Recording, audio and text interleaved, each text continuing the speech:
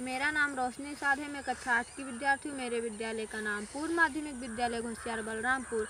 माननीय प्रधानमंत्री जी से मेरा निवेदन है कि हमारी पृथ्वी का जल समाप्त हो रहा है और मिट्टी मर रही है। हमें भूखमरी, जल की कमी और संक्रामक बीमारियों से केवल पेड़ बचा सकते हैं। पेड़ सजीव हैं, जीवन दाता हैं। फिर उनको काटने वाले को मौत की सज़ा दी जाए, जिससे इस पृथ्वी पर जीवन बच सके। धन्यवाद।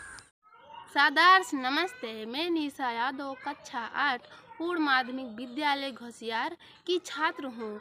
मेरा सभी से निवेदन है कि यह मिट्टी हमारी माता है और इसी से हमारा जीवन चलता है।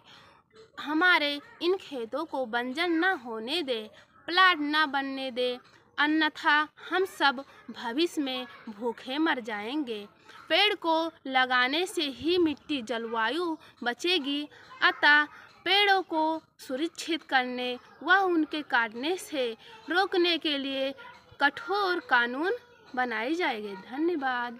नमस्कार, मैं मनोज कुमार गुप्ता कक्षा 8 यूपीएस घोसियार बलरामपुर श्रुति शिष्य। दोस्तों, इस समय चल क्या रहा है? मिट्टी बचाओ अभियान चल रहा है। इस मिट्टी बचाओ अभियान पर मैं कुछ मिट्टी के बारे में महत्वपूर्ण लाइनें आपके सामने प्रस्तुत करना चाहता हूँ। देखिए, जो मिट्टी है ना, ये हमारे जीवन का एक महत्वपूर्ण हिस्सा है। ज्यादा ना जाइए। अच्छा, हम बताओ खड़े किस पे हैं? किस पे खड़े हैं? मिट्टी पर ही तो खड़े हैं। सभी पेड़ पौधे जीव जंतु रहते किस पे हैं? मिट्टी पर ही तो रहते हैं। अच्छा, किसान लोग फसल किस पे उगाते हैं? मिट्टी पर ही। और आजकल क्या हो रहा है कि धीरे धीरे मिट्टी बंजर होती जा रही है, यानी मिट्टी की मौत होती जा रही है। और यहाँ तक कि दुनिया भर की जिम्मेदार वैज्ञानिक और यूएन संस्थाओं ने साफ साफ कह दिया है कि आजकल 80 से 100 पैदावार ही बचे हैं। आजकल 80 से 100 पैदावार ही बचे हैं और आज की तुलना में हम 2045 में आते आते तक 40% कम अनाज पैदा कर सकेंगे। और आबादी कितनी हो जाएगी?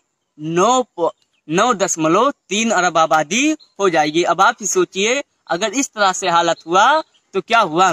इधर तो आबादी ज्यादा होती जाएगी, उधर मिट्टी बंजर ज्यादा होती जाएगी और अनाज भी 40% कम होती चली जाएगी। अब कहोगे ये कैसे होगा? तो सुनिए, जरा ध्यान से सुनिएगा। अच्छा बताइए, जब मिट्टी बंजर होती जा रही है तो इसमें जो छोटे छोटे कीड़े मकोड़े हैं, इसके अंदर जो छोटे छोटे कीड़े मकोड़े होते हैं जो पौधे के सहायक होते हैं, ये भी तो मरते जा रहे हैं। ये भी तो मरते जा रहे हैं। अब किसान अगर फसल उगाएगा तो क्या होगा? हम जब फसल उगाएंगे, जो पेड़ पौधे होते हैं इनको सबसे ज्यादा क्या चाहिए? पोषक तत्वों की भी तो आवश्यकता होती है। किसकी आवश्यकता? पोषक तत्वों की भी तो आवश्यकता होती है। अब जब पेड़ पौधे थोड़ा बहुत पोषक तत्व तो खुद से ले लेते हैं, लेकिन बाकी के पोषक तत्व किससे लेते हैं? कीड़े मकोड़े से लेते हैं। कीड़े मकोड़े जो छोटे छोटे होते हैं, सूक्ष्म, वो पोषक तत्व को जड़ तक पहुंचाते हैं। अब सोचिए, जब कीड़े मकोड़े ही नहीं रहे तो फिर पोषक तत्व पेड़ पौधे कहाँ से पाएंगे? और पाएंगे नहीं तो फिर बढ़ेंगे कहाँ से? और बढ़ेंगे नहीं तो फिर अनाज कहाँ से होगा? फिर अनाज कहाँ से होगा? तो मैं आप सबसे बस यही गुजारिश करूंगा कि मिट्टी को बंजर होने से किसी ना किसी तरह से रोकिए।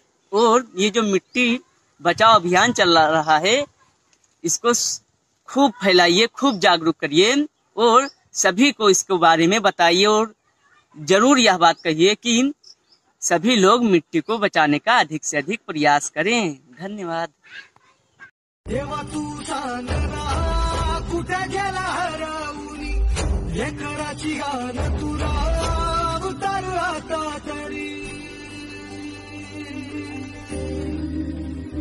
अंधारल्या दिशा बेजार मन उर